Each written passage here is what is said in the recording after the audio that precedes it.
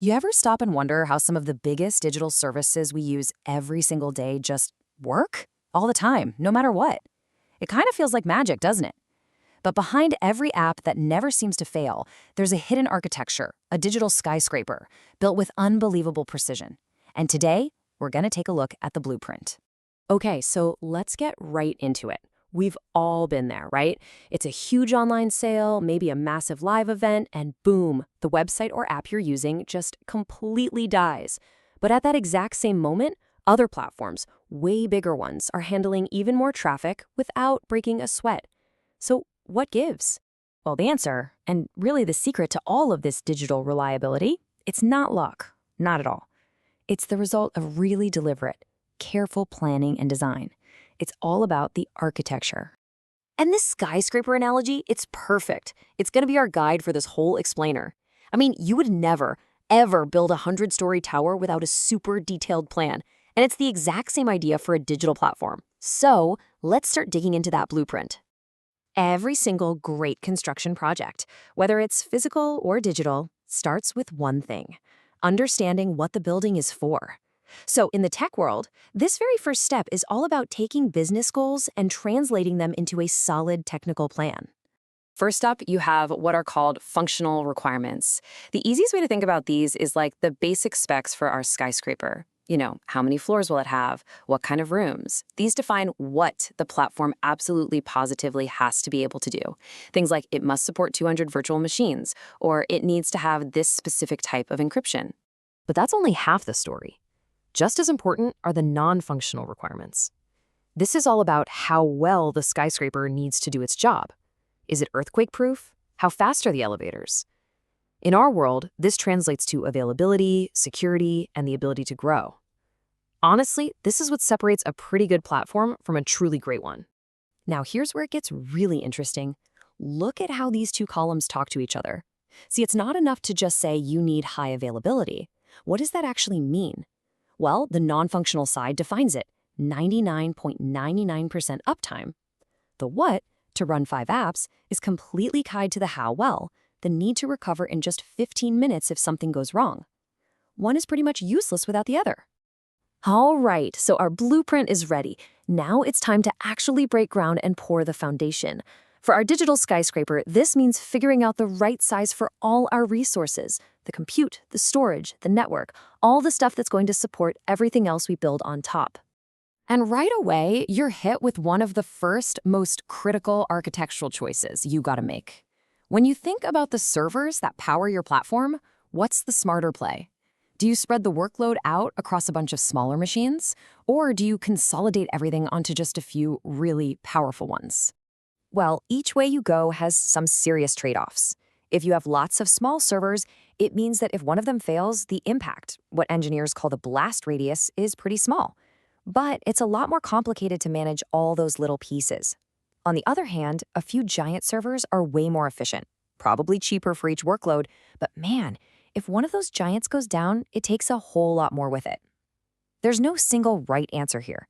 It's all a careful balance of risk, cost, and efficiency.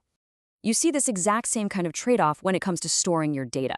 To keep your data safe, you have to make copies, right? So a method called RAID 1 is simple mirroring. It makes an exact one-to-one copy. It's super safe, but you're literally paying for twice the storage you're using. Then there's a more efficient way, RAID 5, which uses this clever math trick called parity, and it uses way less extra space. The choice really depends on the job. That RAID 1 is perfect for a super critical database, while RAID 5 is great for less critical stuff where you just need a lot of space. Okay, so the foundation is poured and it's solid. Now it's time to actually start building the structure itself. This is where we design the floors, run the wiring, the plumbing, all the logical and physical systems that are going to connect everything together. The network is basically the circulatory system of our digital skyscraper, and it's usually built in layers. You've got the access layer. Think of this as the local on-ramp where your servers plug in. Then you have an aggregation layer, which is like the collector roads that gather up all the traffic. And finally, you've got the core layer. That is the massive, high-speed superhighway that carries all the most important traffic across the entire building. And just like a real builder has to choose between using steel or concrete or wood, a platform architect has to pick the right storage technology. You might use something like vSAN, which kind of bundles storage right in with your servers. or a more traditional high-performance SAN, which is like a dedicated storage freeway, or maybe a simple file-based NAS for easy access. More often than not, the final design is actually a mix, picking the right material for each specific job. A skyscraper isn't really great unless it can survive a hurricane, right? And our digital platform isn't truly robust unless it's designed from the ground up to handle failure.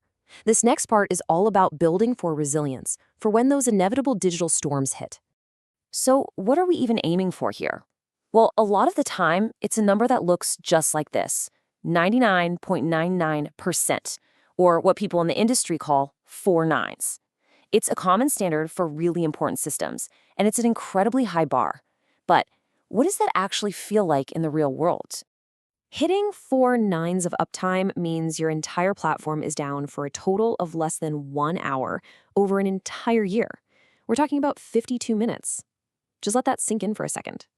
That level of reliability, it does not happen by accident. It is engineered from day one with all kinds of backups and automatic failover systems. Now, when a disaster does happen, your whole recovery plan is driven by 2 key ideas. First is the recovery point objective, or RPO, that answers the question, how much data can we possibly afford to lose? Is it 15 minutes worth, or can it only be a few seconds? Then there's the recovery time objective, or RTO. That one answers, how fast do we have to be back up and running? An hour, or does it need to be instant? These 2 numbers, RPO and RTO, they drive the entire disaster recovery design. So the skyscraper is built, the lights are on, the tenants have moved in, you'd think the job is done, right? Well, not even close. In fact, the real work is just beginning. Now we have to manage and maintain this building for its entire life. Think of it like this. Day 0, that's all the planning we've been talking about, the blueprint. Day 1 is the big build, the initial setup. But day 2? Day 2 is everything that comes after. It's the constant monitoring, patching, upgrading, and tweaking to make things better. A truly great design is one that makes day 2 operations smooth and efficient. And this might be the single most important takeaway of all. Yeah, the final blueprint is critical, but what's just as valuable, maybe even more so, is documenting why you made the decisions you did. What other options did you consider? Why did you pick this path instead of that one? That knowledge is the key to preventing problems down the road, and it ensures that new people can come in and successfully keep the platform running for years. So, to bring it all home, let's circle back to where we started. That magic we feel when a service just works, all the time, it's not magic. It's just the result of incredible engineering. It's a digital structure that has been meticulously planned and built, from the very first business idea all the way through to the day 2 operations plan. And that really leaves us with one last powerful question to think about. The digital services we all build and rely on today, they're our modern infrastructure. They're just as critical as any bridge or building. And it's the quality of their hidden architecture that ultimately determines whether they're built on solid bedrock or on sand.